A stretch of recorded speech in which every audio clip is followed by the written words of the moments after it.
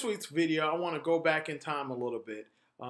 Those of you that are probably over 40 years old, over 35 years old, you might remember this movie. But back in 1980, I believe, there was a movie that came out called The Cannonball Run. It had Burt Reynolds, it had Farrah Fawcett, it had Sammy Davis Jr., it had a whole bunch of people. Probably like one of those movies that had like all the big stars during that time. I vaguely remember because I was pretty young when that movie came out, but I remember the whole concept and the theme of the movie. And I believe it's based on a real race that's ran from the East Coast of the United States all the way to the West Coast. And basically, whoever gets to the West Coast first, maybe to a certain city or a certain point, they're the ones that actually win the race. So, it kind of had me thinking, because I was thinking this past weekend how, when you look on people's timeline on Instagram and Twitter and Facebook, when it comes to Friday, everybody's so glad because it's Friday. Then they take 2 days off, right? To rest, relax, whatever it is. And then I was just thinking like how the really, really successful people don't take any days off.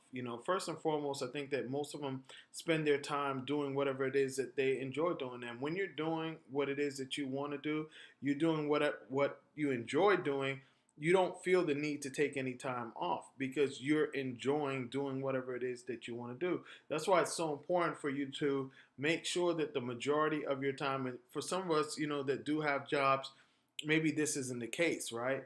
But the ultimate goal should always be to get to a point where you spend the majority of your time doing whatever it is that you want to do.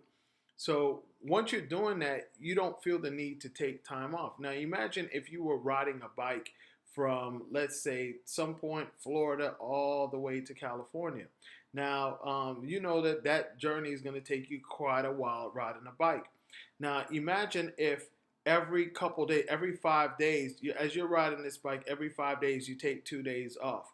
How much longer would it take you to get to the West Coast from Florida riding a bike if every 5 days you took 2 days off?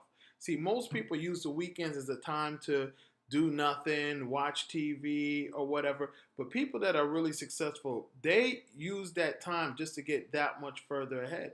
So if I'm riding a bike and every 5 days you take 2 days off, but I keep going, then another 5 days you take 2 days off, I keep going.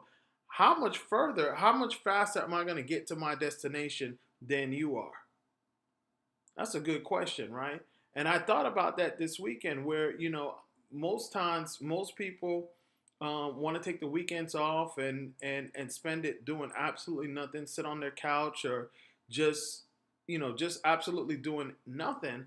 But the people that really, really, really get far ahead in life are the people that don't take any days off, and reason being is because they spend their time working on things that they want to work on.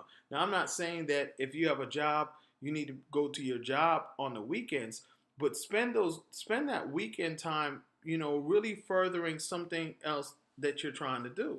I mean, that's how you get ahead in life. When everybody else is taking a break, if you're pushing towards your goal, pushing towards your passion, you're going to get there so much faster than everyone else. And that's how you win the cannonball. That's how you get from where you are to where you want to go. That's how you get from the East Coast to the West Coast so much quicker than everybody else. Because while everybody else is sitting around taking 2 days off, and then really and truly, they really don't even work that hard on the Monday and the Friday as well. So they're really only working 3 days. So you might as well say, because most people, by the time they get back to work on Monday, they're really trying to get themselves back in the whole swing of things, trying to recover for the weekend. So they're really not putting any work in on Monday. So they're really only getting 3 days in, Tuesday, Wednesday, and Thursday, because as soon as Friday comes, they're so focused on the weekend and what it is that they're going to do, they really only get in 3 days worth of work. So you imagine for every 3 days someone else works, right? Or for every 3 days that person is riding that bicycle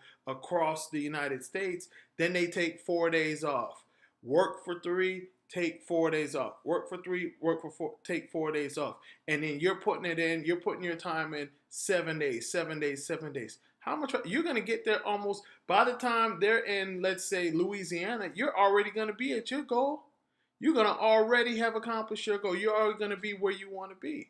So I challenge all of you, and I'm not saying that if you have a job to go into your job 7 days a week, but find something that you do want to do, find something that you are interested in, find something that you don't mind working on during the weekends because you love what you do, right? You love whatever it is that you're trying to accomplish, whether it's some sort of a second business or some goal. You love it to the point where you enjoy doing it. So you don't have to take a day off from doing it because you're doing what it is that you enjoy doing.